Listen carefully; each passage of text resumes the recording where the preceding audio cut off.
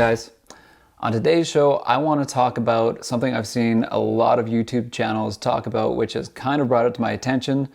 Being up here in Canada, I'm a little bit isolated from it, so I did want to talk about the EPA and the EPA going after modified cars and the car hobby in general. So lately it's been in the car community news channels and forums and a lot of things like that about the EPA in the United States going after performance shops, going after hobbyists. Okay, and the EPA has stated that going after performance parts retailers and manufacturers and hobbyists is their top priority right now. That includes anybody making superchargers, turbochargers, tuners, and exhaust parts. Even though we know that hobbyists who put performance parts on their car make up the smallest percentage of the cars on the road, therefore contribute very, very minimally to the overall carbon emissions that are going out into the atmosphere. And on top of it, we all know that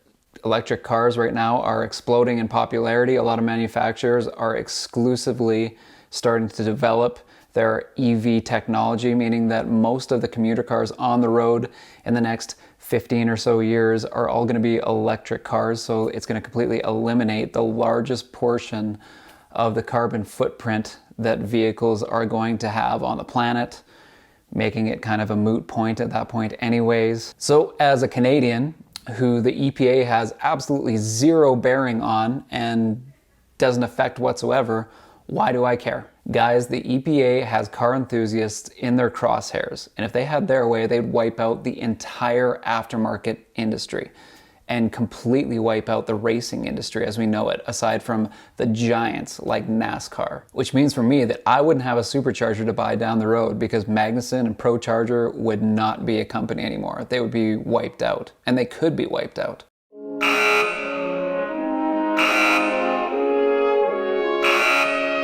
Now that's a big deal. Now, before we go any further, I just want to say I don't want this to get too political.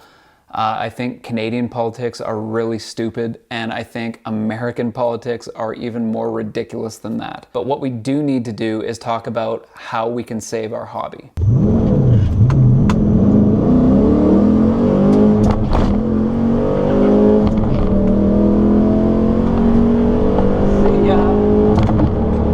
And so guys, the good news is that SEMA has made this really streamlined and really easy to do. If you go to their website, they have a page that you can go on there with a form that you can fill out your name, and it will automatically send a message to your representatives. You can fire that right off and have your voice added to those enthusiasts that are trying to save the hobby right now and trying to save being able to race your car. As it stands, the EPA would be looking to ban any factory vehicle from being modified even into a race car, even if the only thing you're doing with that vehicle is taking it to the track and that's it, it would be banned, which would effectively kill all racing except for gigantic sponsored racing with big teams that can afford to literally build a car from scratch, from the chassis up. That's a big deal. That's wiping out not only the aftermarket industry, but racing as you know it. Tracks would likely all close down. It would be a crazy deal. Now, don't get me wrong, the environment is extremely important. Absolutely it is.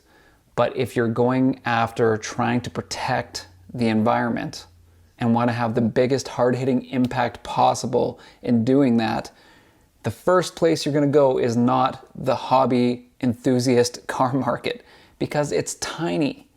It's nothing. And not only that, the automotive landscape is drastically changing now. Granted, it's not happening overnight because you can't develop and completely change an entire automotive industry at the blink of an eye. It just doesn't work like that. Even putting out a new model takes a long time, let alone developing entire new platforms to run on an entire different fuel source. There's a lot of things to be sorted out. But as we see, a lot of regulations are changing. Some automakers are even saying that they're giving up on gas engines. Audi was saying that they're going to exclusively focus on electronic vehicles, EVs. On top of that, a lot of places are saying that the sale of combustion engines is going to end effective 10 years down the road or 10, 15 years, 5 years down the road. I've heard a few different things, a couple of European places, a couple of provinces. So the automotive landscape is changing to be more environmentally friendly, which is going to make a much bigger impact on the environment. Now, I know I'm preaching to the choir here. You guys all understand this because this makes sense. The EPA is not really out to make sense right now. They look like they're out to give out fines and kind of push their weight around. Now, I can't do much about that because I'm in Canada. I can't even lend my voice to it really because I don't have an address in the States. Unless maybe one or two of you guys want to say that I'm living in your basement or something, then yeah, maybe fire me an address and I could fill out a form and send it in. But guys, it's super, super important that if you do enjoy the hobby, and chances are if you're watching this channel and listening to me talk right now, chances are you are involved in the hobby and you do love cars and you do love performance cars.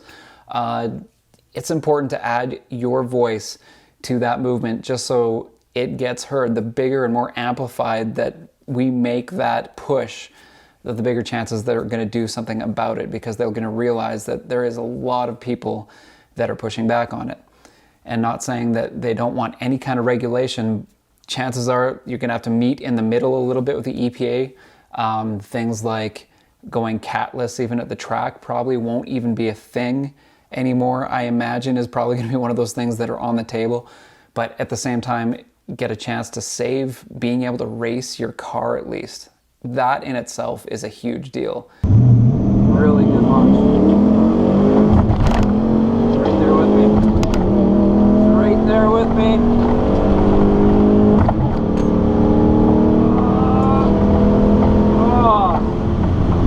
Man, that was a close race. So guys, you have to do this for me as a favor, just as a favor, because down the road, I don't want to be buying some really cheap knockoff Chinese supercharger to try to throw on my car because there's no reputable dealers anymore for aftermarket performance parts.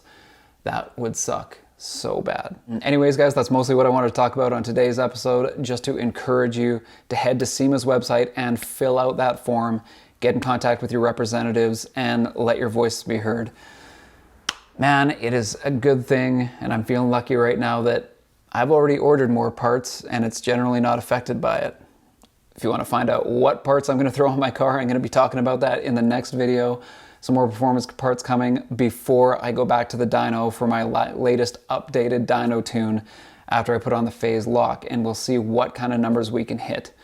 Anyways, guys, that's it for today. I'll catch you guys in the next one. Peace.